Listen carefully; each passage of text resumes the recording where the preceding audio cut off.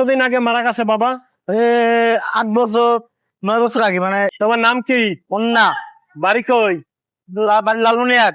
লালমনিরহাট। হ্যাঁ, মা বাবা কই? তোমার বাবা মারা গেছে। মারা গেছে। জি। বাবা মার কাছে যাইতেছ না? কেমনে যাবো, মারা গেছে তো। মারা গেছে। হ্যাঁ, তাছাড়া নাই? সবাই মারা গেছে। তাছাড়া মারা গেছে। জি।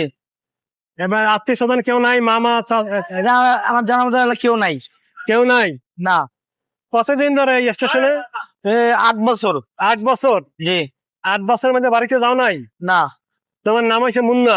জি। বাবার নাম কি? বাবার নাম সুমন। হ্যাঁ, সুমন। সুমন। কতদিন আগে মারা গেছে বাবা? 8 বছর 9 বছর আগে, মানে 9 বছর আমি আগে আর 1 বছর আগে মারা গেছে। মারা গেছে। হ্যাঁ। মায়ের নাম কি? উমা কুলসুম। প্রিয় বন্ধুরা, এই মুন্নার বাড়ি রংপুর।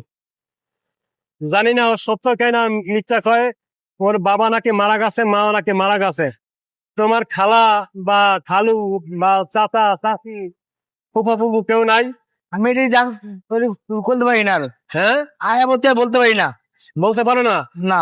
তোমার যদি কোনো আত্মীয় স্বজন আমরা খুঁজে পাই বা এই ভিডিওর মাধ্যমে আসে, তাহলে তুমি যাবা? হ্যাঁ, যাবো। যাবা? কত বছর হয়েছে যাও নাই? 9 বছর। 9 বছর। প্রিয় বন্ধুরা, এই ছেলেটা 9 বছর ধরে বাবা মার কাছে যাইতে পারতেছে না।